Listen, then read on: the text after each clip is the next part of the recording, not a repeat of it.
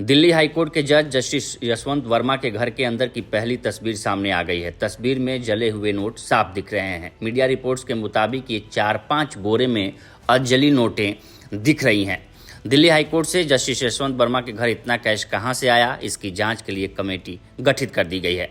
लेकिन उससे पहले उनके घर के अंदर की पहली तस्वीर सामने आ गई है। तस्वीरों को सुप्रीम कोर्ट ने अपनी वेबसाइट पर अपलोड किया है। सुप्रीम कोर्ट की वेबसाइट पर जारी प्रेस विज्ञप्ति में कहा गया है कि सुप्रीम कोर्ट के चीफ जस्टिस ने दिल्ली हाईकोर्ट के वर्तमान जज जस्टिस यशवंत वर्मा के खिलाफ आरोपों की जांच करने के लिए 3 सदस्यीय समिति गठित की है, जिसमें पंजाब और हरियाणा हाईकोर्ट के चीफ जस्टिस शील नागू, हिमाचल प्रदेश हाईकोर्ट के चीफ जस्टिस GS संधावालिया और कर्नाटक हाईकोर्ट की न्यायाधीश जस्टिस अनु शिवारामन शामिल हैं।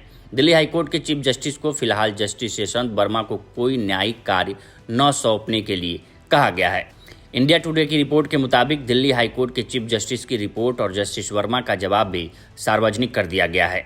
इस रिपोर्ट में दिल्ली हाईकोर्ट के चीफ जस्टिस ने कहा है कि मैंने जस्टिस वर्मा से संपर्क किया, जो 17/3/2025 को सुबह करीब 8:30 बजे दिल्ली हाईकोर्ट गेस्ट हाउस में मुझसे मिले, जहां मैं फिलहाल रह रहा हूं। जस्टिस वर्मा ने जवाब देते हुए कहा कि जिस कमरे में आग लगी थी उसमें केवल कुछ फर्नीचर और गद्दे आदि जैसे अनुपयोगी घरेलू सामान रखे हुए थे। उन्होंने ये बताया कि कमरे में नौकरों, माली और कभी कभी CPWD के कर्मचारी भी आ जा सकते थे। उन्होंने मुझे ये भी बताया कि घटना के समय वो भोपाल में थे और उन्हें यह जानकारी उनकी बेटी से मिली। जस्टिस वर्मा ने मुझे आगे बताया कि इस समय कमरे में काला जला हुआ पदार्थ कालिक पड़ा हुआ था। इसके बाद मैंने उन्हें अपने व्हाट्सएप पर तस्वीरें और वीडियो दिखाए, जो पुलिस आयुक्त मुझे पहले ही भेज चुके थे। इसके बाद उन्होंने अपने खिलाफ किसी साजिश की आशंका जताई। दिल्ली हाईकोर्ट के चीफ जस्टिस ने आगे कहा कि घटना की रिपोर्ट, उपलब्ध सामग्री और जस्टिस यशवंत वर्मा के जवाब की जांच करने पर मुझे यह पता चला कि पुलिस आयुक्त ने 16/3/2025 की अपनी रिपोर्ट में बताया है कि जस्टिस यशवंत वर्मा के आवास पर तैनात गार्ड के अनुसार 15/3/2025 की सुबह जिस कमरे में आग लगी थी वहां से मलबा और अन्य आंशिक रूप से जली हुई वस्तुएं हटा दी गई थीं। मेरे द्वारा की गई जांच में प्रथम दृष्टया ये पता नहीं चलता है कि बंगले में रहने वाले लोगों, नौकरों, माली और CPWD कर्मियों के अलावा किसी अन्य व्यक्ति ने कमरे में प्रवेश किया था या नहीं। मेरी प्रथम दृष्टया राय है कि पूरे मामले की गहन जांच की जानी चाहिए। मीडिया रिपोर्ट्स में ये बात सामने आ रही है कि सुप्रीम कोर्ट के चीफ जस्टिस संजीव खन्ना और दिल्ली हाई कोर्ट के चीफ जस्टिस DK उपाध्याय ने यशवंत वर्मा से 3 सवाल पूछे।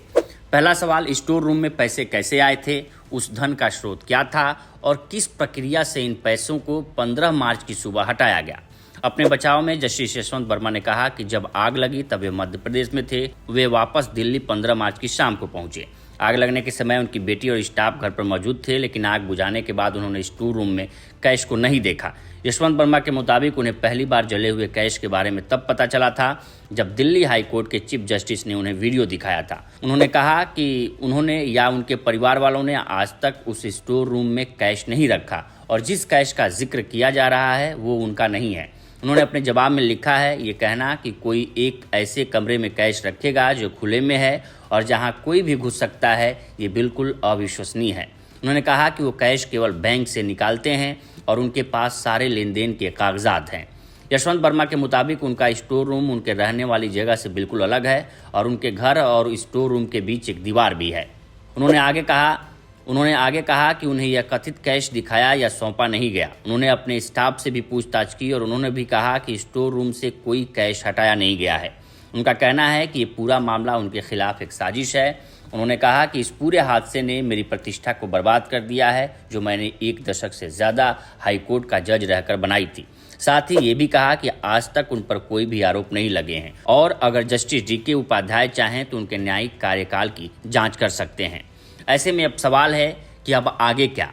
इस पर जानकारों का मानना है कि मामला भारत के चीफ जस्टिस संजीव खन्ना द्वारा गठित कमेटी को सौंपा गया है। साथ ही पुलिस से जस्टिस यशवंत वर्मा के पिछले 6 महीने के कॉल रिकॉर्ड भी मंगाए गए हैं और जस्टिस यशवंत वर्मा को अपने फ़ोन से कोई भी डेटा हटाने से भी मना किया गया है। ऐसे में अपनी कार्यवाही के बाद कमेटी या तो जज को बेकसूर पा सकती है या जज को इस्तीफा देने के लिए कह सकती है। इस्तीफा देने से अगर जज ने मना कर दिया तो कमेटी उन्हें हटाने के लिए प्रधानमंत्री और राष्ट्रपति को सूचित कर सकती है। कुछ मामलों में ऐसा हुआ भी है कि चीफ जस्टिस ने केंद्रीय जांच ब्यूरो को जज के खिलाफ कार्रवाई करने का आदेश दिया है। चीफ जस्टिस संजीव खन्ना ने फैसला लिया है कि फिलहाल के लिए जस्टिस यशवंत वर्मा को कोई न्यायिक जिम्मेदारी न सौंपी जाए। तो फिलहाल इस रिपोर्ट में इतना ही। बाकी देश दुनिया की तमाम खबरों के लिए बने रहें लोकमत हिंदी के साथ। नमस्कार।